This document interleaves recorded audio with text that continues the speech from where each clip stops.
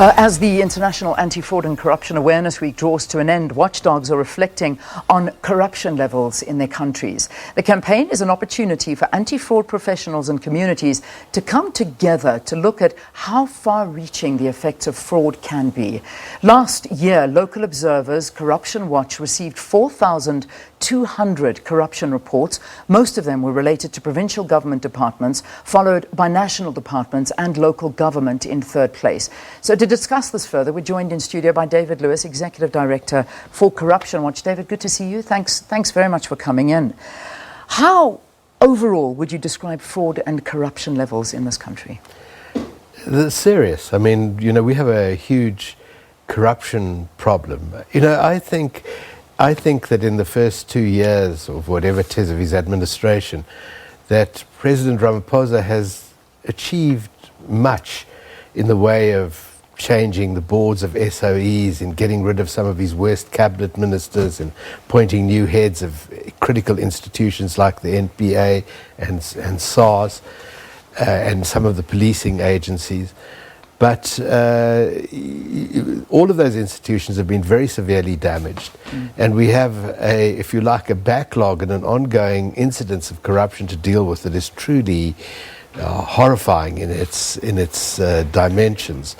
Plus the fact that whenever the ANC are directly involved in a decision, like, for example, a deployment decision, what gets established is that the president's power is very severely restrained by his party.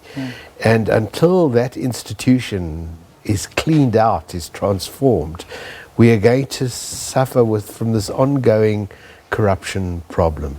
David, when we look at, we've just had a conversation now with the ANC spokesperson, Pule Mabe, and we talk to corruption, we talk to the Auditor General, and we keep talking to the recycling of the main characters in what we have seen regarding rulings, regarding the deterioration of municipalities, of state-owned enterprises, of departments.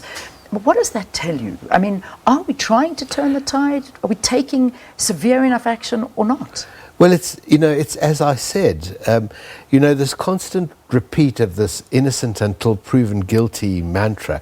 Sure, in order to go to jail, you have to be proven guilty by a criminal court.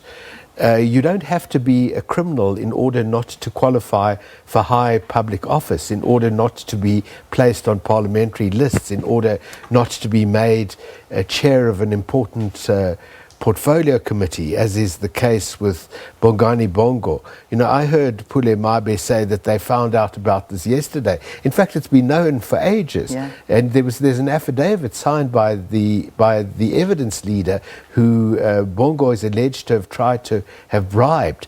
Surely that would have been enough to say, we're not putting this person on our parliamentary list. We're certainly not making him chair of a critical portfolio committee.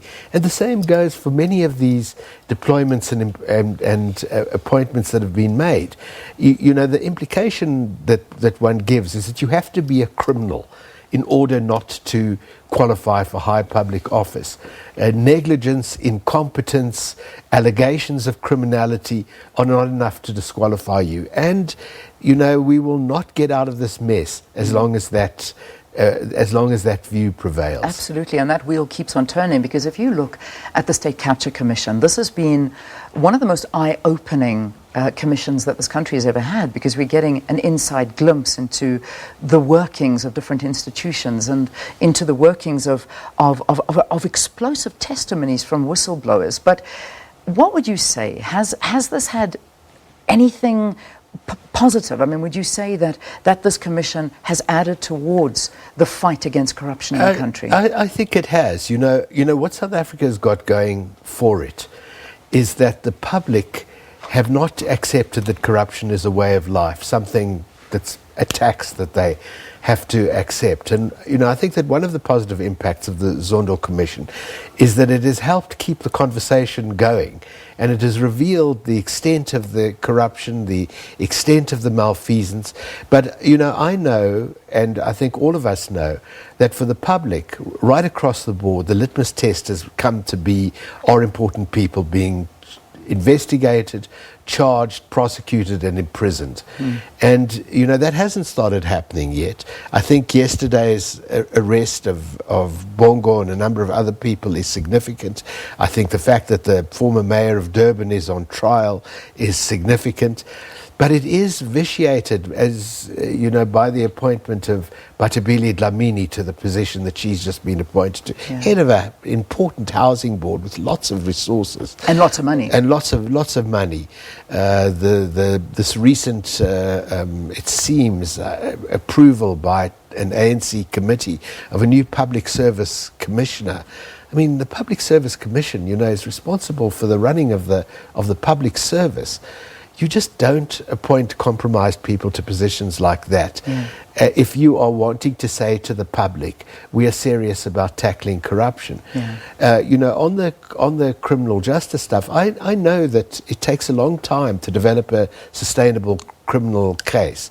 And I understand that the institution is severely damaged, but the NPA has to start developing, you know, priority cases and going for them. VBS, Estina, places where the poorest parts of the population have been stolen from. They need to prioritize those cases, and they need to start demonstrating visibly that people are being held accountable. So just to wrap this up, we've run into news time now. We've seen new appointments as a head of the NPA of different organizations, like we've seen some arrests by the Hawks.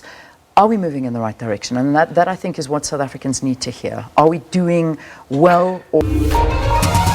We're inching in the right direction, and I think that the state is moving in the right direction.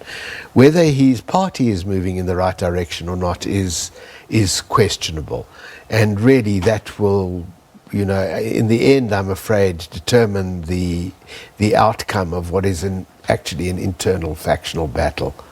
David Lewis, thanks very much for talking to us here on the program. Executive Director for Corruption Watch, talking to us about corruption levels in the country as International Anti-Fraud and Corruption Awareness Week comes to an end tomorrow. Right, the time now, 8 o'clock.